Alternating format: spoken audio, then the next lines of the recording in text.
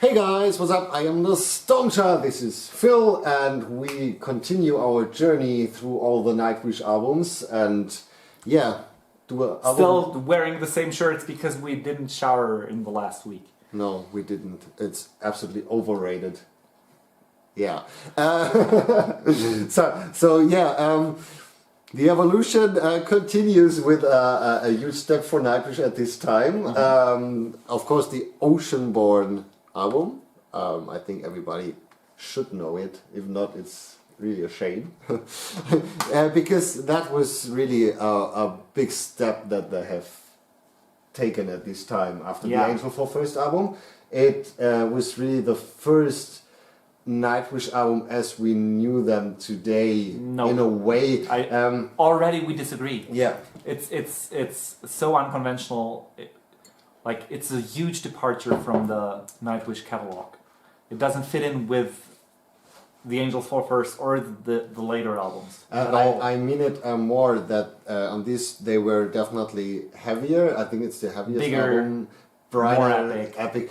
That's the point what I'm talking about. That's the reason, because it was I think the most melodies on it, absolute creative songwriting, and I think that never happens again on the album. Well, it's like with this record, me personally, I have a feeling that they didn't know what they were doing yet.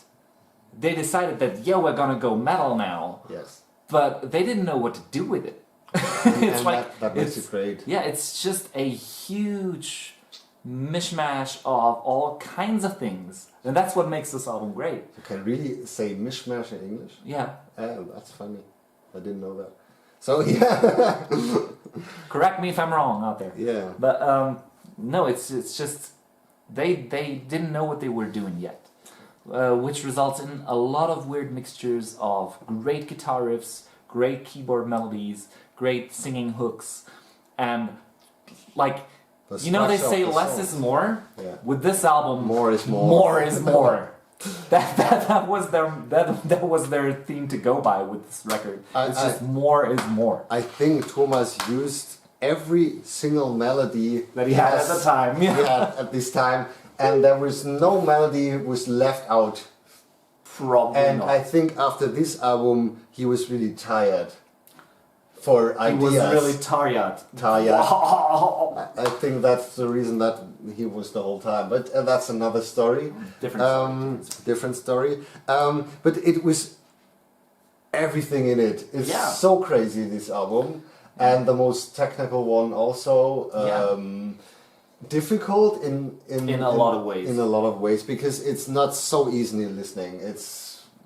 No, you have to dive into it head first absolutely. And get lost in it for a while, and finally you'll get back out of the water. That's great. Dive into it. You get it. Oh, pun intended. No, that was a bad joke.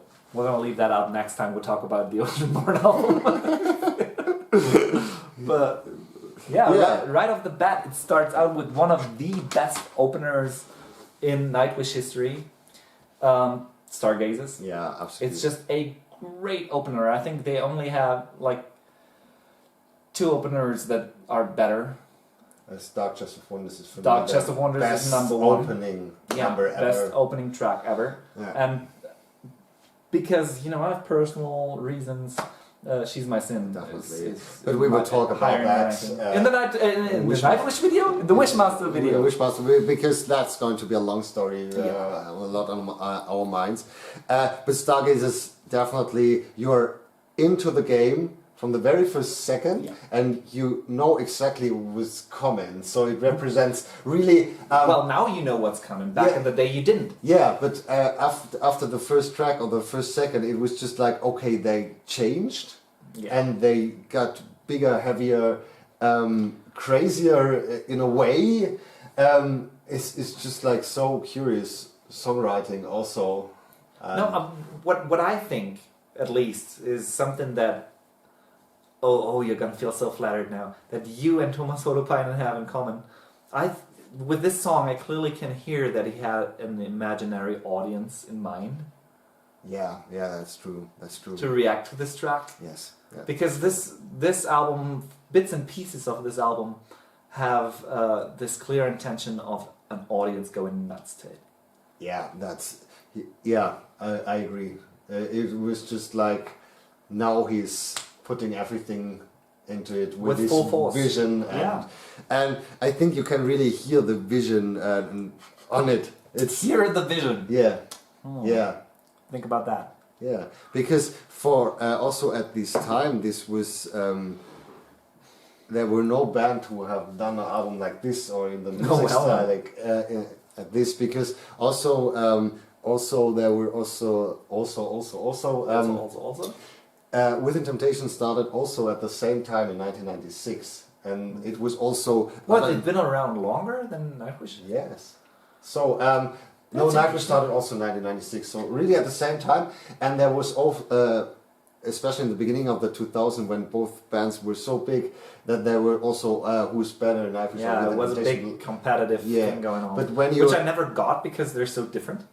I've never also at this time, because in the beginning of Within Temptation this was completely different, and so we're talking Enter here, right? No, the albums before also. No, Enter, of course. You're right, Enter. Yeah. I was in Mother. I don't know why, but because the song is on there as well as a bonus track. But whatever, Nightwish. Okay. Because at this time, no band, especially with female vocals, had this kind of a metal album. It hasn't existed. It was something completely new. And also the first Nightwish album was something that was completely metal new. with female but singers, not in this way. not in this operatic way. Yeah, and that makes it so fantastic. And then you have Stargazers into the game, which is just like, okay, now what's coming? It's. I mean, the intro to the track is so fucking brilliant, and you're like earlier today we talked about bands that have a great idea, use it as an intro, and then don't know what to do else with the track, and the rest of the track gets boring. But with this song, the track gets better. Yeah. It's like, how, if you have an idea that good to begin with, how do you top that? Well, exactly like that. That's impressive. It's fucking impressive.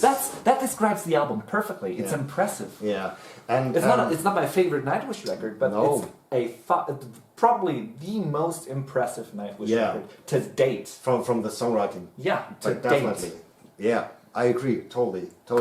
And the funny thing is, the second track, Gethsemane, is the same thing, that the song gets better. It builds and builds and builds and builds. In an absolutely crazy way. Yeah. I mean, every time I start listening to the track, I'm like, yeah, it's that one.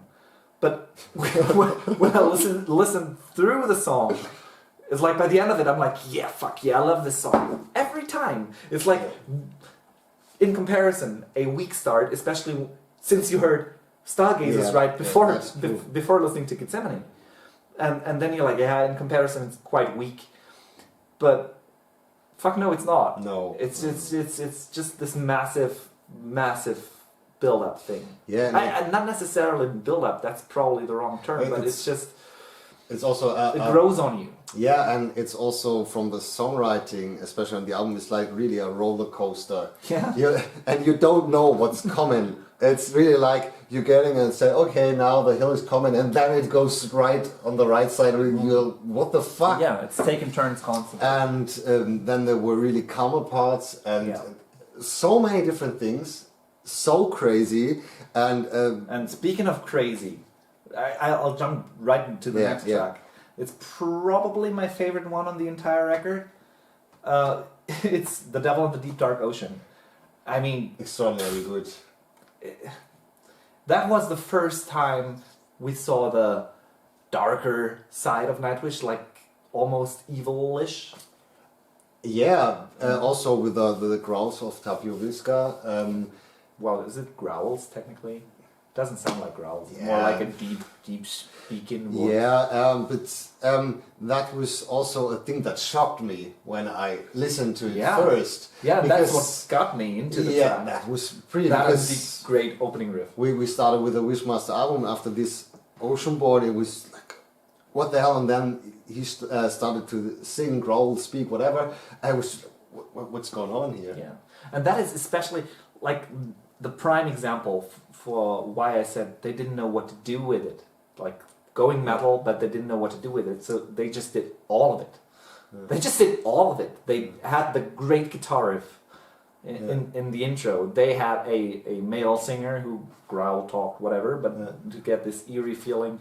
They went bigger on arrangements with the previous two songs as well, but I mean, in this song, everything is combined. They just went nuts with it. They just put everything into it. Yeah, there's also a funny interview with Wilska, who's just telling the story that Thomas asked him to sing. And he was just asking, yeah, how's the song going? And Thomas was just like, it goes like... and he said, okay, I can do it.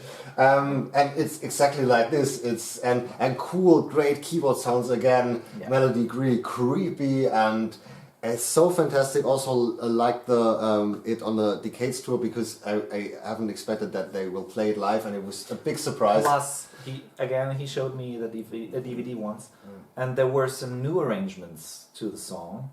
And usually I'm one of those guys saying, hey, I don't need the new arrangements, I like the songs as they are, but there was one arrangement in particular where it was like, okay, that's great. Yeah. Like, adding on top of that, even being a lot, a shitload, like, it's over the top already. They added some more on top of it.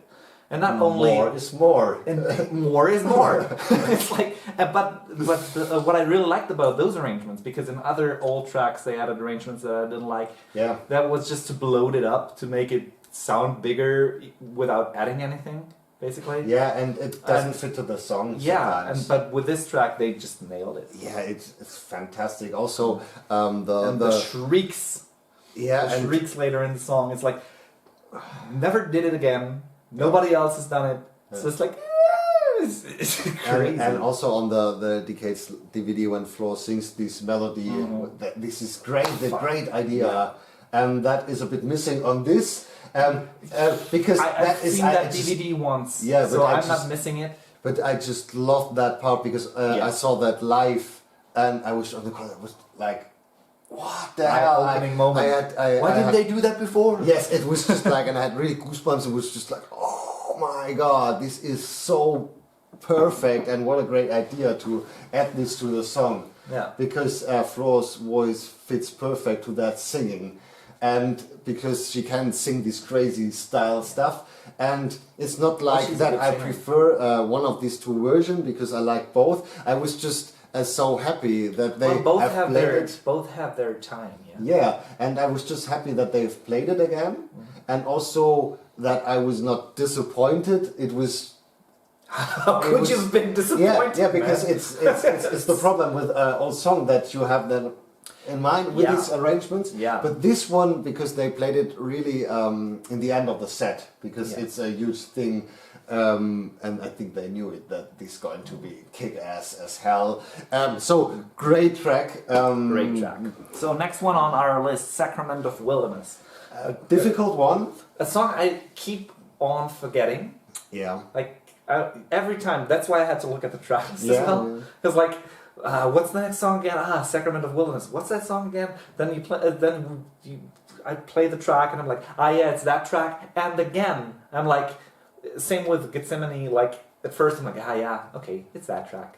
But again, fist up your ass. It's just like, it hits you. It hits you. It's just... Great guitar riffs, and especially, and also the greatest official video. I think I've done it already on my channel a year ago or something, because it's so charming and it's so lovely.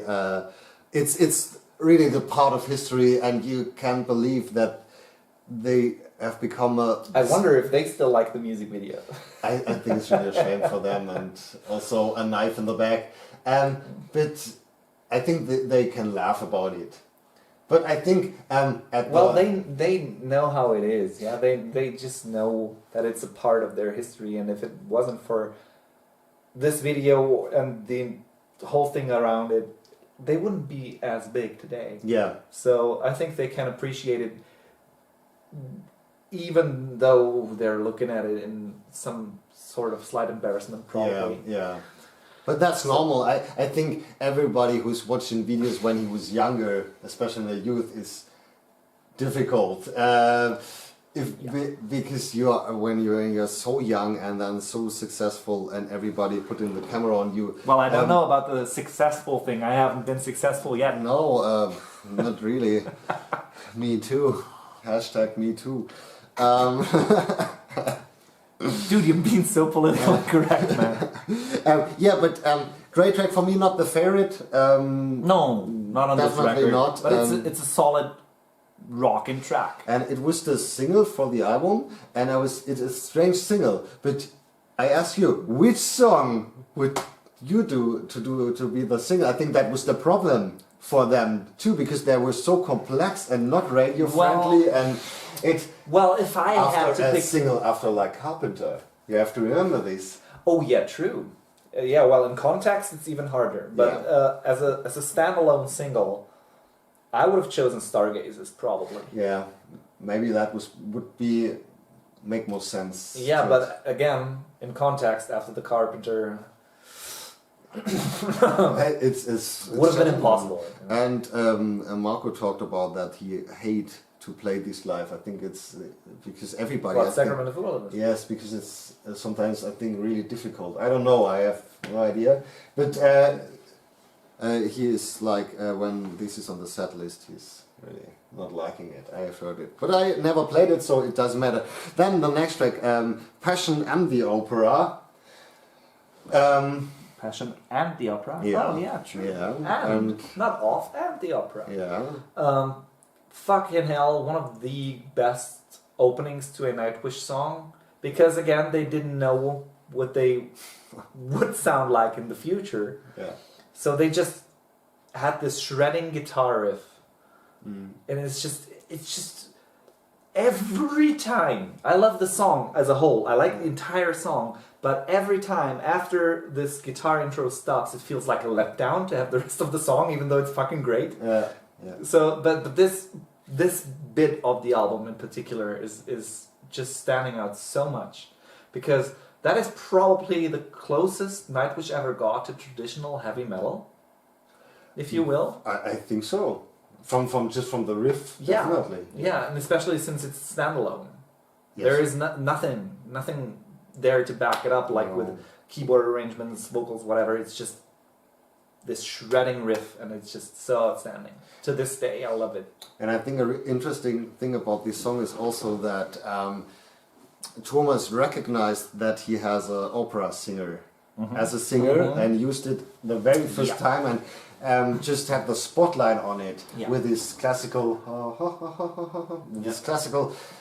thing. So that was the point. He recognized that her voice was too powerful for songs like On Angel Fall First, in a way, because and that is also again, why more is more. More is more, and on this album, Taya's vocals worked better because he knew how to write songs for her, and well, he of was course starting to find out. Yes, and of course it was heavier. So, and with her bombastic voice, you have to have a bombastic background. Yeah.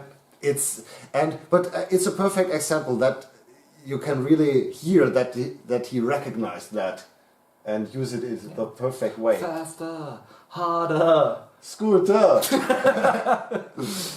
You don't have to understand it. That's another band. Really. Band. Fuck it. Yeah, really fuck it. It's fun. It's fun. Then the ballad of the album, Swanheart. It's a difficult one for me. Yeah, for me too. It's not a bad song or anything, but to me it's become a bit annoying, especially since a girl that I knew back in the day. You know, I showed her my handful of CDs that I had back then. Like by that time, I already had the not pirated version of the song. And yes, of course, she wanted to listen to it because, again, everybody understands quite quickly that Nightwish is just good music unless they have their heads up their asses because they're like, it's not evil enough. Again, I was one of those fuckers. Yes, I admit it. Yada yada yada. But the single song she listened to on a continuous loop for hours and hours and hours and hours and hours and hours and hours, and I can't stress enough, it was Swanheart.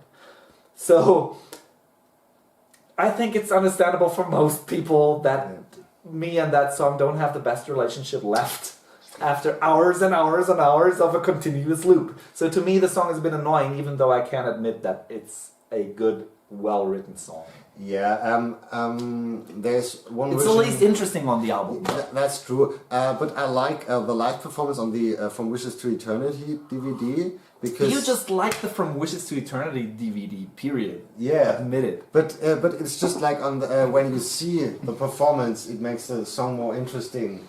Well, maybe I'll have to watch that then. And it's really cool, but it's for me also the weakest one. Okay, so let's jump to the next one, Moondance. That's crazy. Absolutely fun. Love it. Yeah. Love it. Even though it's a bit folky.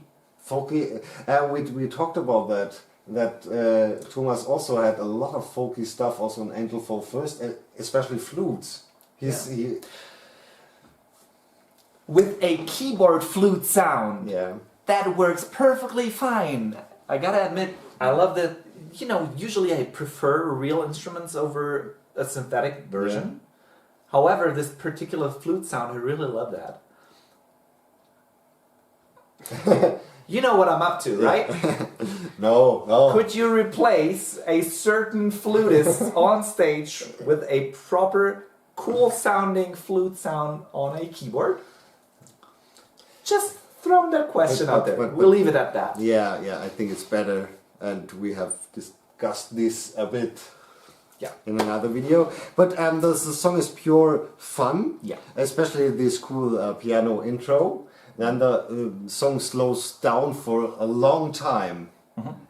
Which doesn't feel that long. Like every time I'm listening to the track, I'm surprised how long it actually is. Yeah, because the fast parts is just the first 30 seconds and the last. Yeah. It's cool, and in the end it's getting real folky. Yeah. But it's a cool one. I liked it from the very first listening. I can remember that. I gotta admit, my first time listening through this record, except Passion of the Opera, the opening riff, this was probably, on my first listen, was probably the song I liked the most. Could be true, yeah. Yeah, but I mean, that changed over the years, obviously, but on my first listen, this was the song that stood out the most, because it was just simple enough for my brain to cope with. That's a good point, yeah. Because it's just so much to cope with this record. And this song was simple enough for me back in the day. Because I was still a youngster, I was not balls deep into music back then, because I was just a lay listener, basically. I don't know if I even started playing the guitar back then already. Yeah, for me, I can remember it was on my top 3 on the album, definitely. Yeah. So I have a bit of the same feeling, and the explanation is makes sense. Cool. Because, it's so complicated, this album. Then The Riddler, also a song nobody talks about. I don't understand why. Because it's really a great track, especially the keyboard sounds. I just love it. It's so cool, and the whole songwriting. Of course, it is for this album not the most spectacular one, because the songwriting is not so difficult and strange. Yeah, but that's what makes this track outstanding. Yeah, that's a curious thing. Yeah, but you know, the theme of this album is more is more. With this track, less was more. Yeah. Because that's what's making that track so great. And you need it on this album. Yes. it's more than needed, especially on track number 8, right? Yeah. Yeah, track number 8. It was more than needed and welcome. So, great. And especially it leaves enough space for the vocals to resonate with you. It's really a vocal song, Yeah, it's, I mean, come on, the vocal performance throughout the entire album is good. Period. Absolutely. Not good, it's great. Absolutely, it's great. So, but with this track in particular, the chorus is a standout on this record. It's probably, I mean, that's that's a tough thing to say because I can't, point my finger to one exact song, but I think it's probably one of the best choruses on this record. I think so too, also because it has this floaty feeling. It's uplifting in a way. Yeah. Whereas the rest of the album is more like either in your face or straight up depressing. Yeah. It's but this song is kind of uplifting. That's what I really like about it. Yeah, and that makes it special, especially when you think about the next track. The Pharaoh says to Orion. For me, my favorite track on the album. Not mine. Yeah. Even though I like every part of the song. Yeah. It's just structured so weirdly. It's a courageous thing to structure a song like that. It's completely. He went completely overboard with it. It's all over the place. I can remember when I listened the first time.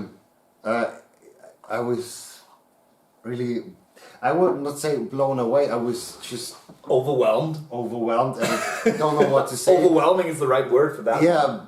More is more. Hey, more is more. This is a track. More is more, and so many melodies, so many parts, so many changes. Also with Wilska singing again. I mean, on this track alone, I think there were more ideas going into this one song than the entire Hellstorm's most beautiful album. I agree. Even though I like that album, but this creatively, this song is probably the pinnacle of Nightwish. I think, because this is so crazy.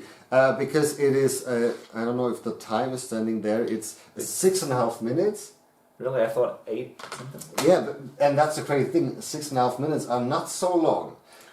If you have... But how many parts he's shoved into the 6.5 minutes, it's incredible that he even could pull it off. This is... How could he even pull it off? And he had an intro in this song, which is really long.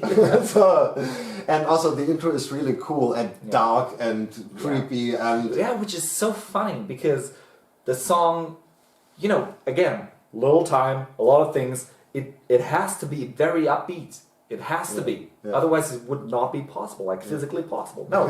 But however, it doesn't feel like that. It feels dark and at least at times and almost downing, which usually happens with slower paced songs. Yeah. So he managed to make an upbeat, fast-paced track to fit this mood. It's like how is it possible?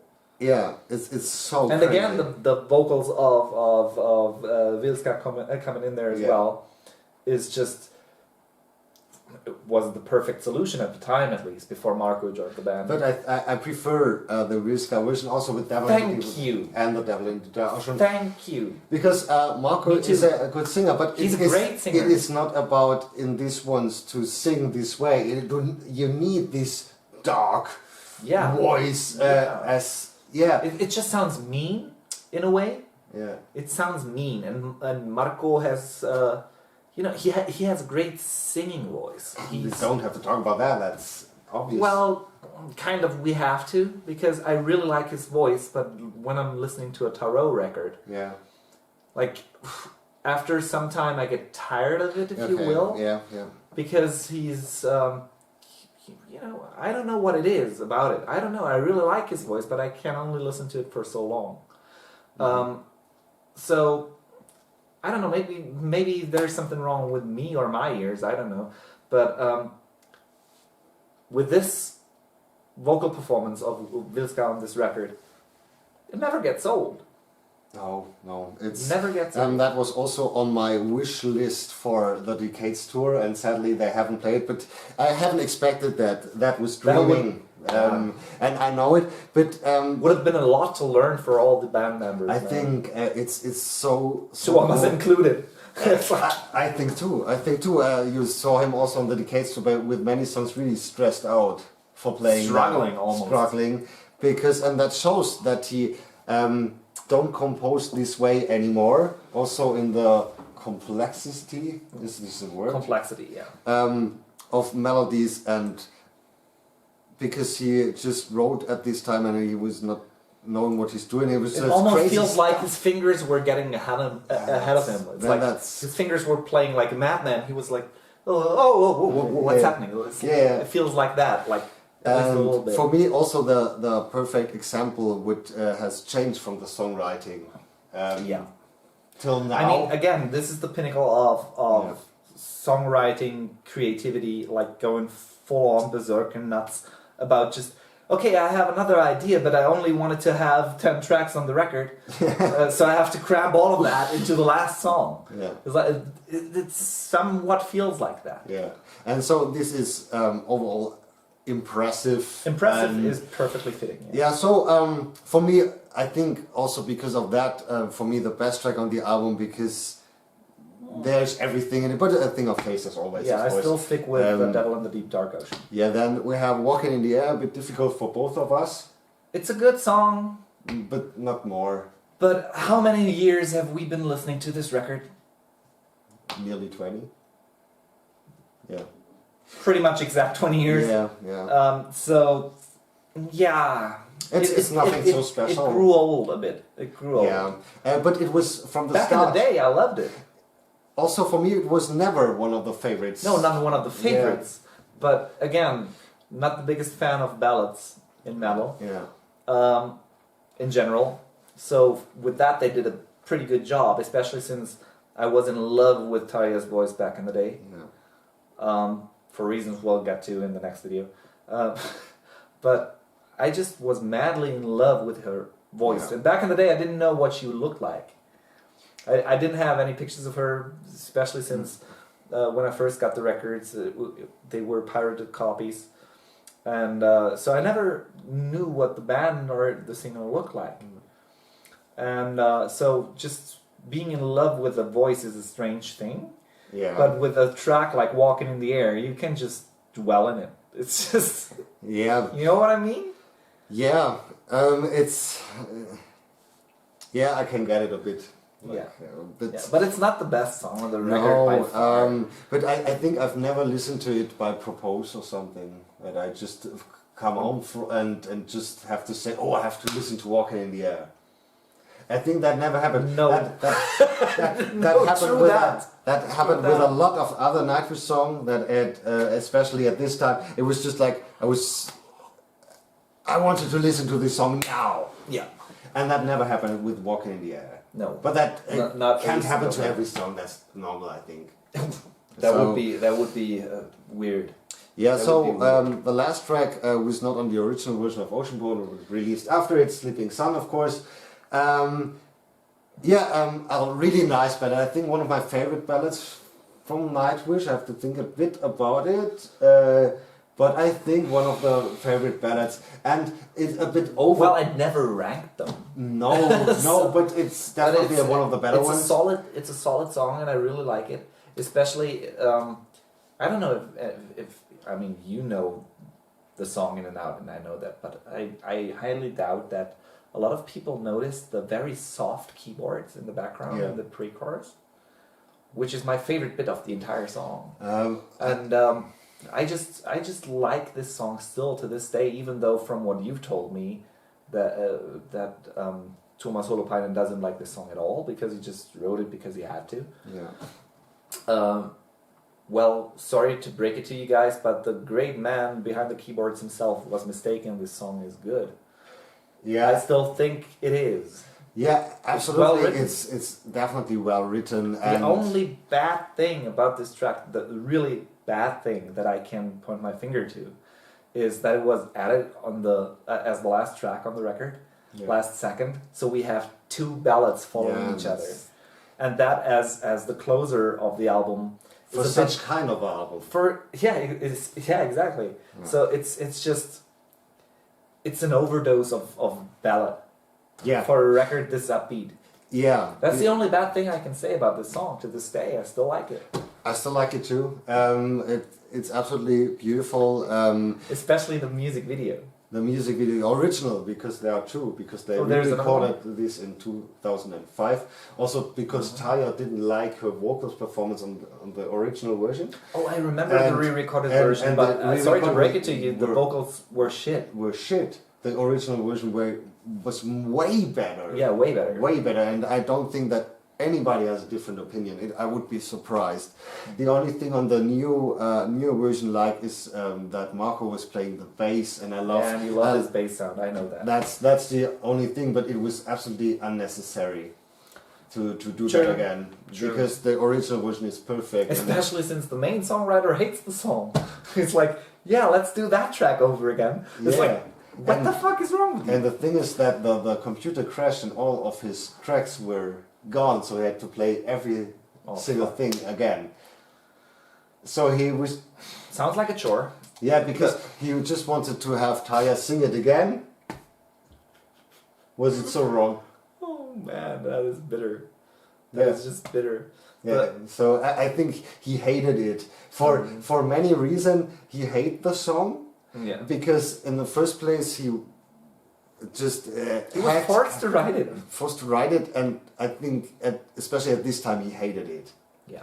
And then the re-recordings... Maybe today he feels differently about it. I think so too. And then on the re-recordings, that happens, and it's just like a curse for him, this song, in a way, at some point. But great ballad. Yeah, and again, the original music video in this case is just... So cute. So cute. Once I finally saw it, I think you showed it to me like 10 years ago. That was my first time watching it. Could be true, yeah. 10 to, I don't know, 11 years ago maybe. And it's just so funny to watch. Like, I mean it funny, not fun. It was funny to watch.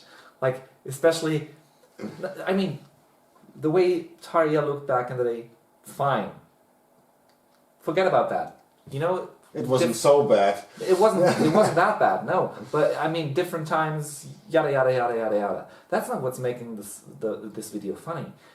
The two things that are making this video funny is her standing in the bathtub in the background, just standing in a bathtub in the background. So it's just, she's performing in front of the camera, and in the background you have her standing in a bathtub. That's so crazy. It's just so cool, and her sunburn. This is so funny. Come on, the editor must have noticed that in this one shot she's sunburned, and in the other she's not. And you're going from lobster to cheese constantly, switching constantly. So that's making the video funny. Yeah, but and also to have this as a time machine or something. I don't know what it means. Capsule. Yeah. Time capsule. I think the top was.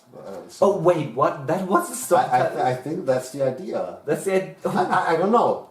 I think the bathtub is a time machine. Think about that. I think nobody knows. You're going out. Hey, it perfectly makes sense. You're going outside, get yourself dirty, yeah. And once you go to the bathtub, you reverse that whole process in time and come out clean again. It makes perfect sense. Yes. I've heard that somewhere. I don't know, but I know that the band also didn't know what the story of the video really was, and maybe only the director has this. He kept it a secret in his house and want to get it out, and just said, okay, let's do a video with it or something. I don't know. I have no idea. But funny, charming, absolutely great. Yeah, maybe you can enlighten us in the comment section. Yeah, it would be cool. If anybody knows anything about this bathtub, tell us. And maybe it still exists. Because I think some random fan, or there is a Nightwish museum in the hometown, a little museum. Okay. Maybe it's there. Because that would be really a piece of history. Well, it's a bathtub, man. Come on. Yeah, but it's... Fandom in all honors, but come on. It's just a bathtub. Yeah. But I think it's still existing. Maybe you can tell me that as well. It would be very interesting. So, okay. Yeah, I think shall we try to rate it again? Yeah. Maybe this time we can rate it. Some sort. It's also difficult, but very high rated. If you just have it, you have to just look at a few things. The time when it came out. Yeah. That's highest level ever you can get. Well, Angels Fall First came first. Yeah, but this was like... Yeah. It's a different story. Different story, yeah. And it was, for this time, absolutely amazing. Again, I haven't heard it when it came out. Yeah, but funnily enough, every time I think of the record, prior to listening to it, I'm considering it to be a weak Nightwish record. Till I listen to it again, and then I'm like, yeah, fuck yeah, this album is great still. But you know, every time I'm not listening to the album, I'm like, yeah, it's relatively weak in comparison. Probably because it's so much to you know, it's just so much. Period. Yeah. It's just so much, and at times it can be overwhelming. Especially since you know that I pay attention to the music I listen to, and if you pay attention, there is a lot of things to discover. So maybe still to this day, I might find new things that I have not heard before on this record. So it's a tough bite to chew. So yeah, I don't know. It's not my favorite Nightwish record. No. However, yeah, well, see, when I'm trying to rate this album, I'm thinking the Tarja catalog. I'm only thinking that catalog because I'm thinking in those eras. Okay. So and rating it inside these 5 albums, it's pretty tough to locate it. It's really tough. Isn't it? It's so difficult. But for damn sure, it's the most interesting album to listen to. Interesting from the songwriting standpoint, number one. Yeah, because it's just so weird. It's plain weird. Okay, the record is weird, but in all the good ways. Yeah, so it's also not my favorite album, but it's the most difficult to rate, I think, because. It is so great in many ways, but also difficult just because it's not like this easy listening Nightwish album. You don't have these catchy songs on it in the catchy way. Yeah, but you know, you could hold that against this record as well. Yeah. You could say this is a negative this record has. There is no smash hit track on there. Yeah. It's like that's what's making it difficult because I'm torn into. Because I don't know whether these things are good or these things are bad. It's the same thing, but how much does it weigh on which side? It's like, it's difficult. It's just difficult, but all in all... In comparison to Angel Fall First, who would be... That is also a difficult question. We're talking about 2 albums, so it's... But it's very difficult because they're so different. Yeah. And with Wishmaster, it will be the same thing because it's so different again. Yeah. It's so crazy. And Sentry Child also. Yeah. Just when you're thinking about the sound. I mean, those were the best Nightwish records in my personal opinion, those 4.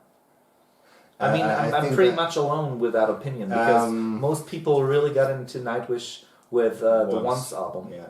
But for which is a great album, but for me, it's for these 5 albums with Tarja, it is, I think, the weakest is Once. Yeah, definitely. That is so It has some of the best songs on there. And like biggest hits. And we don't have to talk about Ghost Lascar, everybody knows that. Yeah. This is probably the best opening track. The best opening track they have. Wish I Had an Angel, I know it's played to death and most people get annoyed by that. I still like the track a lot. I still like Nemo a lot, and I like a handful of other tracks on this record, but from those 5 albums, the Tarja catalog alone, it's probably my least favorite. Yeah, for me too. It's strange, but I have to agree. And then it's getting difficult. Well, it's damn near to impossible. Yeah, I also because it's also a thing of mood sometimes. Because especially back in the days when we were, or especially me, were absolutely into Nightwish. By the way, we didn't know each other back in the day. Yeah, that's the crazy thing. And we started with the same album, the same track. That's really at the same time. That is really crazy. But that is cool because we're really on the same level. Yeah, we're on the same page. Yeah. And so yeah, but. For me, a high ranking. Maybe after we have all Tarja albums through, we can. Which one do you rate higher, Angel Fall First or Oceanborn? First, you have to give me your answer. I haven't forgot about that. But I think I just go for how many times I played the albums. Well, then I would rate Oceanborn higher. Oceanborn, and we talked about in the last video how great Angel Fall First is. It is. It's so difficult. Yeah, it's an entirely different thing. It's almost like listening to two different bands. Almost. It's like that, yeah. So I think they're both on number one now, till the moment. Yeah, as now they're both number one. Yeah, and we will rate that a bit after Altair albums. Maybe we will bring that together. Yeah. Yes. So check out the other videos that are coming in the next couple of weeks to find out more about our not existing ranking. Yeah, that's so crazy. In the meantime, like this video, subscribe to his channel, ring the notification bell, leave a lot of good comments and maybe bad comments if you disagree on what we said. Yeah, but it would be also interesting just to hear your thoughts about the Oceanborn album and also the which ranking. is your favorite track on the record? Yeah, that would be since we disagree, which and also what is like with Angel for First and Oceanborn, which is your number one after 2 albums. Yeah. We will talk about that in the next video then. It's getting really difficult. Yeah. So I'm Phil. I'm the Stormchild. Hope we see us the next time. Bye. Bye.